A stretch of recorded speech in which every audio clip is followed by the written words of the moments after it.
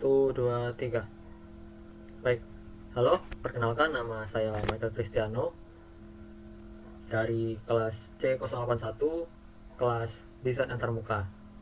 Pada video kali ini saya akan mempresentasikan tentang laporan ETS ujian saya Desain Antarmuka dengan studi kasus sistem stok bahan baku pada restoran ayam geprek dengan dosen pengampu Pak Kristia Aji Putra, Eskom MT.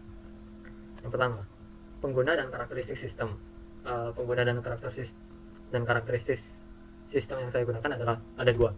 Yang pertama, admin, dan yang kedua ada supplier. Untuk admin, deskripsinya, admin adalah pengguna dengan otoritas tertinggi dalam sistem. Mereka bertanggung jawab atas pengelolaan stok bahan baku dan pengelolaan permintaan pembelian. Lalu karakteristiknya, memiliki akses penuh ke semua fitur sistem, mampu melakukan operasi pengelolaan stok secara langsung, dapat membuat, mengedit, atau menghapus permintaan pembelian, bertanggung jawab atas analisis stok, dan pengambilan keputusan strategis terkait persediaan. Dan yang kedua, ada supplier. Supplier adalah pihak eksternal yang berinteraksi dengan sistem untuk menanggapi permintaan pembelian. Karakteristiknya, memiliki akses terbatas hanya untuk melihat daftar permintaan pembelian. Lalu, supplier dapat mengkonfirmasi atau menolak permintaan pembelian yang diterima.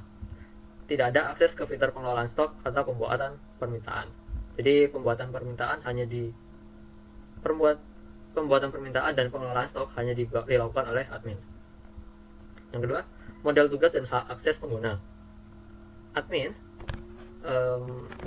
tugas dan hak aksesnya ada dua, pengelolaan stok dan pengelolaan permintaan pembelian.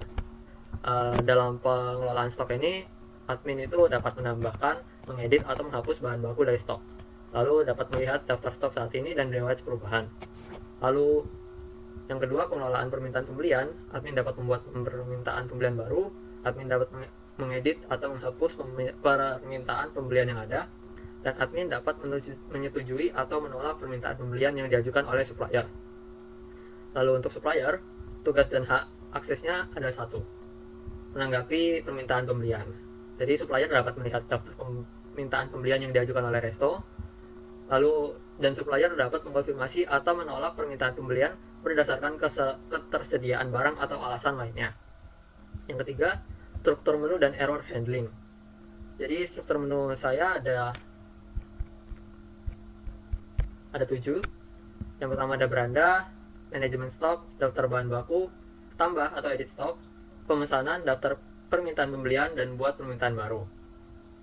Jadi struktur menu ini memecahkan fungsi-fungsi utama sistem menjadi beberapa bagian yang mudah diakses oleh pengguna. Pengguna dapat dengan mudah mengakses fitur-fitur seperti melihat stok bahan baku, mengelola permintaan pembelian, dan membuat permintaan pembelian baru. Error handlingnya dalam menangani kesalahan penting untuk memberikan respon yang informatif kepada pengguna agar mereka dapat memahami apa yang terjadi dan bagaimana cara menyelesaikannya. Jadi pendekatan untuk error handling ada pertama, validasi input, memastikan input yang dimasukkan oleh pengguna sesuai dengan format yang diharapkan. Lalu memberikan pesan-kesan kesalahan yang jelas jika ada kesalahan dalam input.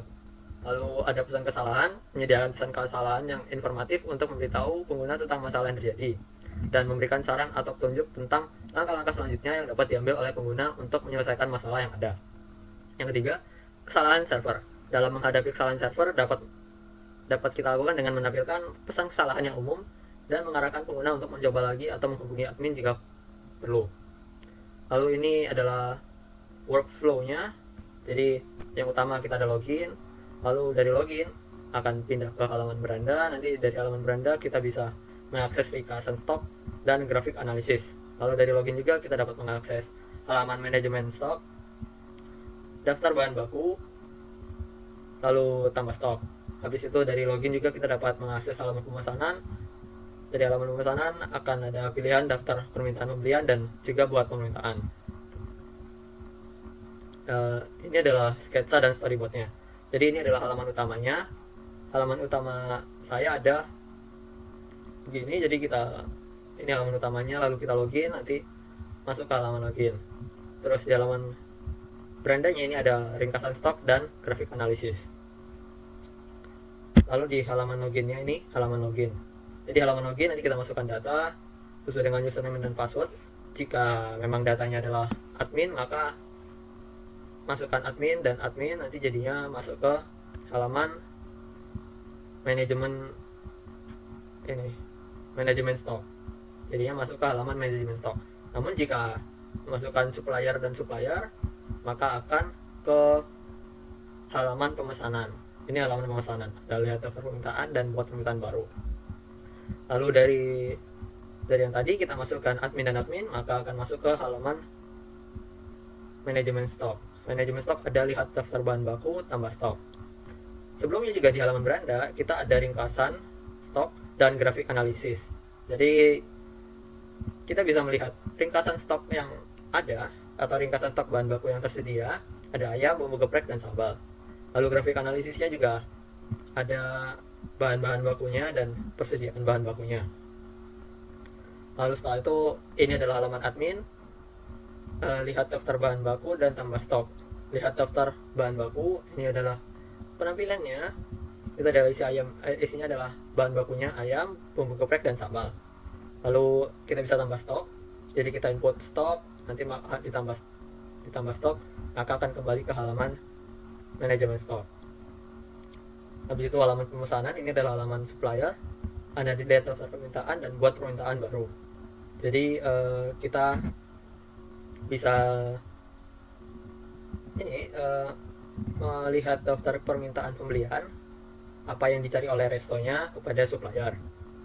Dan yang ini juga, ini adalah halaman buat permintaan. Jadi kita sebagai supplier ingin memberikan bahan untuk restorannya.